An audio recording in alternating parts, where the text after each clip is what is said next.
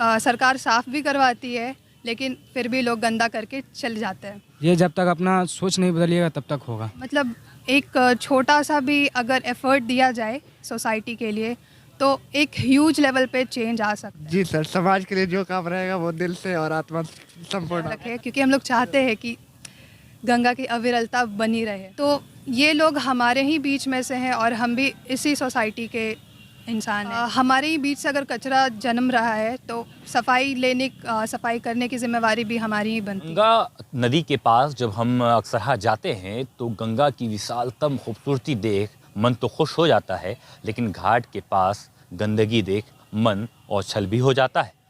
औछल होना लाजमी है, क्योंकि कहीं ना कहीं वो गंदगी जो फैलती है उसे कोई और नहीं बल्कि हम ही फैलाते हैं। और जब तक गंदगी रहेगी तब तक उस राज्य का विकास या उस समाज का विकास अनिश्चित है। लेकिन कुछ लोग ऐसे मुझे आज गांधी मैदान के सरजमी पर मिले, जिन्हें देखकर बहुत खुशी हुई कि वो कचरे का जो हम फैलाते हैं उसका ये सदुपयोग करते हैं।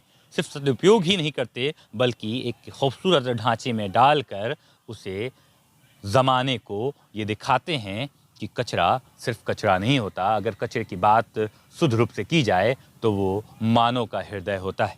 हमारे साथ भूमि नाम की एक एनजीओ टीम है जो गांधी मैदान में कार्यरत है। हम उनके लोगों से जानने का प्रयास करेंगे कि आखिर ऐसा क्यों करते हैं, जबकि ये युवा पीढ़ी जो आप देख रहे हैं, इस युवा पीढ़ी के सोच में इतनी बदलाव आ चुकी है कि संडे का जब वक्त आता है तो लोग अपने अपने दोस्तों के साथ पार्क में चले जाते हैं घूमने। कुछ लोग क्रिकेट खेलते हैं और अभी जिस प्रकार अंत हो रहा है युवा पीढ़ी का, वो संडे को या प्रतिदिन ही नशे में डूब जाते हैं। हमारे साथ युवा के क्या नाम हुआ?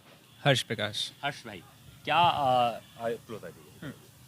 हर्ष भाई एक बात बताइए, आज की डेट में जहाँ युवा नशे में चूर हैं, घूमने में मशगूल हैं, वहाँ आप लोग एक एनजीओ से जुड़े हुए हैं, कम उम्र है, और ये कचरे को उठाकर, ये स्क्रब को उठाकर एक नई खूबियाँ, एक नई खूबसूरत ढांचा दे रहे हैं। आखिर ऐसा क्यों?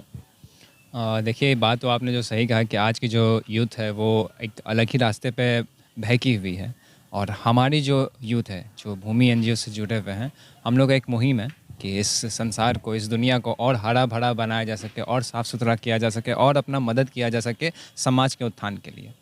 तो हम लोग को लगता है कि हाँ, कि हम लोग उससे हट कर हैं और समाज को हम लोग संवारने बटोरने का एक तरफ काम कर रहे हैं। हर सुनिश्चित तौर पर देखा जाता है, ठीक है, आपकी विचार अच्छी है, लेकिन क्या इन कामों से एक जो रियलिटीज़ एम होता है, जो विज़न होता है, क्या वो क्लियर हो पाएगा आपके लाइफ का? ये बड़ा सवाल है, क्योंकि ये लगातार हर लोग, युवा पीढ़ी इसके बारे में भले आज चिंता नहीं कर रही है, लेकिन कल को चिंतन करना ही लाजमी है।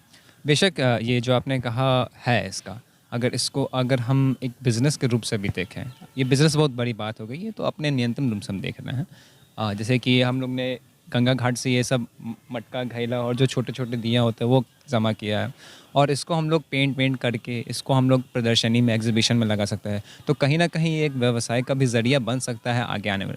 आर्ट एंड क्राफ्ट को जो बढ़ावा दे सकता है, लोगों को और ये प्रदान कर सकता है कि और भी लोग काम कर सकते हैं, जुड़ सकते हैं, और काफ़ी अच्छा भी एक दिल से एक अच्छी फीलिंग आती है कि हाँ, हमने कुछ अच्छा करा है समाज के उत्थान के लिए, एनवायरनमेंट को सुधारने के लिए। आर्ट एंड कल्चर की कहीं ना कहीं बात हो रही है, इनमें बहुत सारी युवाएं हैं।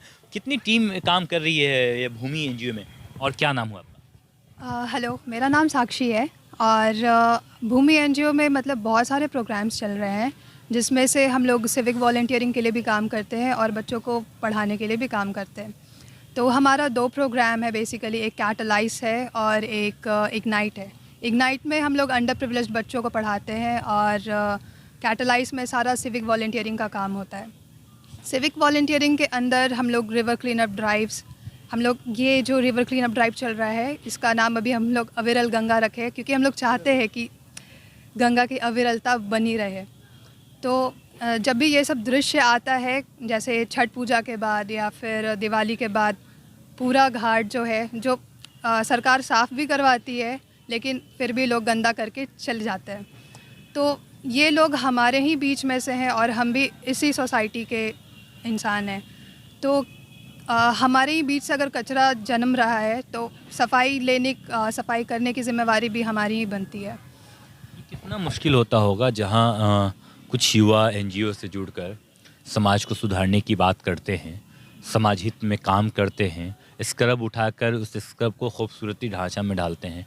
वहीं एक तरफ युवा पीढ़ी जिसके बारे में लगातार किताबों से लेकर के कहानियों तक अनसुनी हो गई है और वो नशे के हवाले में चली गई है या बेशर्मी की हदें पार कर चुकी है, लगातार घटनाएं हो रही है। अखबारों के प्रथम से लेके अंतिम पन्ने तक सिर्फ और सिर्फ युवा के कांड क्रम ही दिखाए जाते हैं। उस बीच साक्षी का क्या मानना है, कैसे ये ढांचा कैसे बदलेगा? ये स्क्रब को आपने खूबसूरत ढांचा दे दिया, लेकिन समाज का जो स्क्रब हो चुका है उससे कैसे खूबसूरत ढांचा देंगे? क्या साक्षी इस पर सोचती है? देखिए, बात ऐसी है कि हम लोग सब कुछ सरकार के ऊपर नहीं छोड़ सकते हैं। हम अगर सारे लोग मोहल्ले से या मतलब कम्युनिटी से निकल के बाहर आए और एक तरीके से वॉलंटियरिंग को एक हैबिट की तरह रखें और कुछ दिन निकालें, दोस्तों के साथ मिलके, परिवार के साथ मिलके, अपने अपने हिसाब से और अपने कैपेबिलिटी से समाज सेवा करने के लिए आगे आएँ। समाज सेवा बहुत बड़ा वर्ड है, लेकिन अगर मतलब एक छोटा सा भी अगर एफ़र्ट दिया जाए सोसाइटी के लिए तो एक ह्यूज लेवल पे चेंज आ सकता है। तो हर एक आदमी रिस्पॉन्सिबल है इस सोसाइटी में। वो अपने लेवल अकेले भी काम कर सकता है या अपने फ्रेंड्स को लेके या फिर कम्युनिटी को लेके भी काम कर सकता है। स्क्रब आप लोगों को जैसे कि हर्ष ने बताया कि गंगा के घाटों के पास मिल जाती हैं, आसानी से मिल जाती हैं। हाँ। और उसके बाद ये जो आप डिज़ाइन की, इसके बाद इस डिज़ाइन को करने में क्या वक्त लगता है या क्या कॉस्ट आता है, ये कैसे संपूर्ण हो पाता है? जैसे हमारी भूमि एनजीओ जो है ये सारी फंड्स दे रही है कि हम लोग कुछ मटेरियल्स जो काम के हैं वो ख़रीद सके और इन सारे स्क्रब्स को हम लोग यूज़ करके एक थोड़ा अच्छा ढांचा दे सके। तो ये बेसिकली हमारे लिए फंडिंग आ जाती है, कुछ इंटरनेशनल फंडिंग्स भी आती हैं और तो इन फंडिंग्स के हेल्प से हम लोग कुछ नेशनल इंटरनेशनल जो लोग हैं वो खूबसूरत ढांचा देने के लिए लगातार प्रयास करते हैं। बिल्कुल, कहीं ना कहीं जिम्मेवारी से हम ही लोग अछूत रह जाते हैं। बात सही है। क्या ये एनजीओ और ये जो सारे आप स्क्रब से एक नया रूप दे रही हैं, क्या लगता है इससे बिहार सरकार की सोच में परिवर्तन आएगा?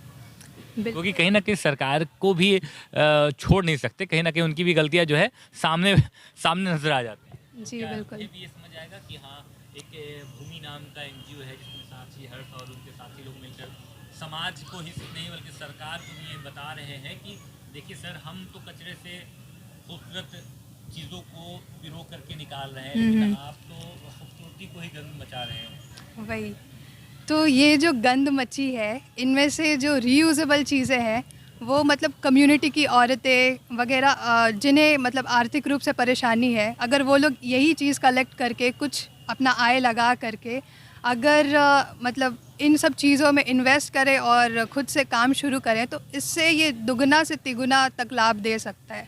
तो ये हस्त कौशल है, कभी भी बेकार नहीं जाता है। हालांकि बिहार सरकार लगातार औरतों के लिए बहुत सारी चीज़ों को लाती है, महिलाओं उत्थान के लिए बहुत सारी चीज़ें लाई है, लेकिन कहीं ना कहीं अछूत तो जो होता है वो रह जाता है क्योंकि समाज में अभी भी जो अवेयरनेस है वो फैली नहीं है। क्या नाम है आपका? अभिषेक कुमार शर्मा। अभिषेक भाई, क्या खुशी मिलती है ये सब काम करके?